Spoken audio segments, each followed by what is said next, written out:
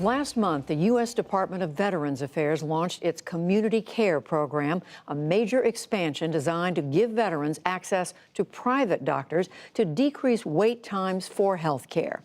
But veterans' rights groups say the program's goals are unrealistic and offload the department's responsibilities to the private sector. The $51 billion measure signed by President Trump builds on legislation passed in 2014 called Veterans' Choice, which allowed veterans to seek private care. That came in response to a scandal at the Phoenix, Arizona Medical Center, where at least 40 veterans died waiting for months for appointments. The Department of Veterans Affairs is the government's second largest agency, with more than 300,000 employees and an annual budget of $200 billion. Running it all is Robert Wilkie, the Secretary of Veterans Affairs, and we welcome you to the program. Thank you for having me, Judy. So you stepped into this job. You were at the Pentagon in a high position. You moved over to the VA. You've been there now coming up on a year. Have you been able to make significant progress? I hope so. I think what we've seen, and I think validating those changes, is that VA's been pretty quiet. We've just finished embarking on the most transformative period in our history, at least going back to the GI Bill. And I want to say something that our reform is not. It is not libertarian VA. It is not me giving a veteran a card and saying, go out in the private sector and prosper. What it does do is it puts veterans on the same plane as their neighbors. It allows them for the first time access to urgent care, to keep them out of emergency rooms, and promote holistic health by doing that. The other thing that it does is that it offers veterans the option of going into the private sector only when we can't provide them what they need. Well, as you are, I'm sure, well aware, a number of veterans advocacy groups are saying the intention may be good, but what's happening is that veterans, many of them may end up in the hands of private health care providers whose care is not as consistent, not as frankly, as competent as what they might get at the VA, that the VA needs to do a better job of overseeing all of this. Well, I think we are. We don't allow people into our system unless we have fully vetted them. The other thing that you mean in the private sector? In the private sector. Okay. We have just certified 4,500 urgent care facilities across the country. My goal is to certify 7,000. But what we are seeing is veterans are voting with their feet. I've seen the explosion in requests for urgent care. I haven't seen that in the explosion in requests for other medical care in the private sector. Our statistics show us that our veteran satisfaction rate is at an all-time high. It's about 89.7%, so they're voting with their feet to stay with us.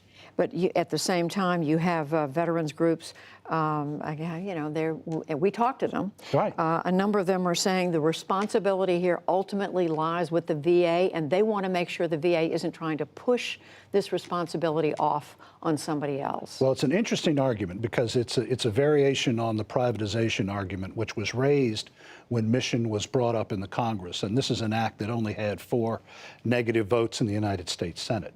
I just presented the largest budget in the history of this department to the Congress, $220 billion, calling for 390,000 employees.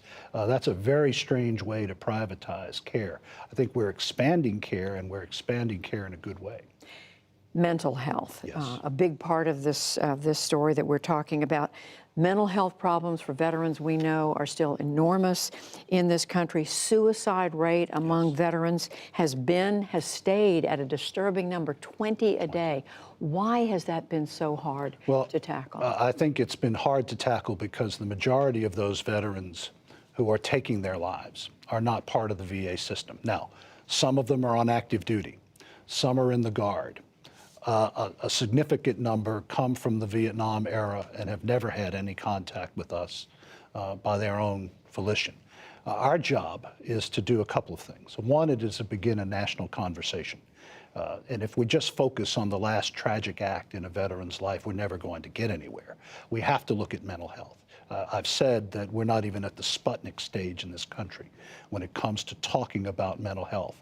The other thing we need to do is take a hard look at addiction and how we treat those who need care for pain and make sure that they're not addicted to the medicine that's supposed to help them. So we know President Trump signed a proclamation, made moves with regard to suicide among Yes. veterans last spring, Yes. but still, this is an entrenched problem. Should President Trump make a high-profile speech, raise the level of visibility of this? Well, I think he has. And I think by calling attention and calling forth a whole-of-government approach to suicide in a way that we've never had it, he is raising the profile of this issue. I sit at the head of a task force that includes HHS, HUD, NIH, Indian Health.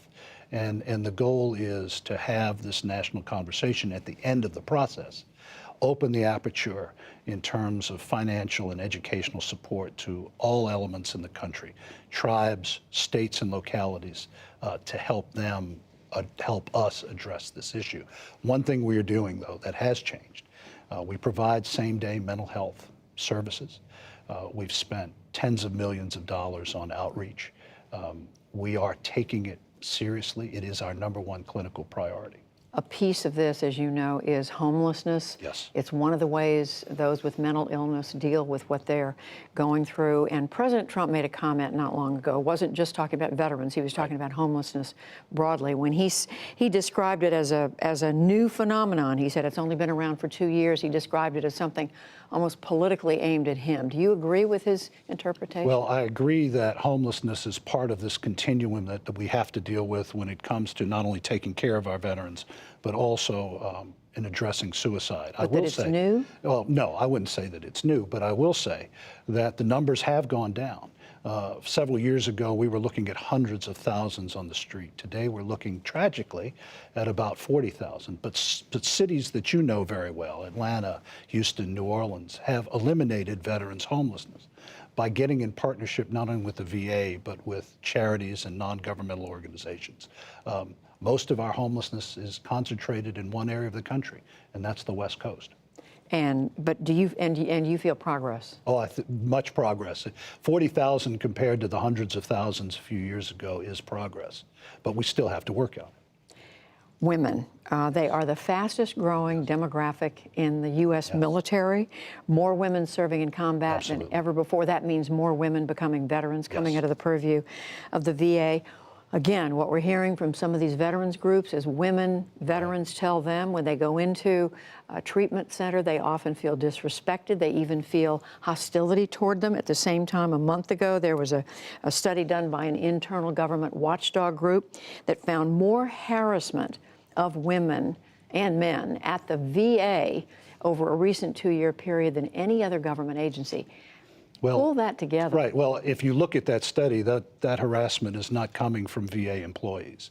I can't change the perception of older veterans who are not used to seeing women in uniform. What I can say is that in this budget, $9.5 billion is set aside for women's care. Each one of our hospitals has a women's clinic. The culture is changing rapidly. The notion that I, as a youngster, would have ever seen women wearing the red beret of my father's division, the 82nd Airborne Division, would have been unheard of. Today they are. And I think the military as a whole is changing with that culture. And VA now, with 10% of those we serve being veterans, and having those clinics in all of our hospitals is changing with those times. But how do you change those attitudes? Well, you change that it's a cultural change. And you also change it by confronting those who engage in that kind of behavior. Again, it's not our employees. It's people who come in, and there are still elements in this country who refuse to accept that the times have changed, that women are warriors on the front line in numbers that we've never experienced before. And what about the harassment inside the veterans? Well, that's one. If we see it, we act on it. And I read that report. And again, it is an instance of people who have not caught up with the times. But it's certainly not a part of our employee makeup.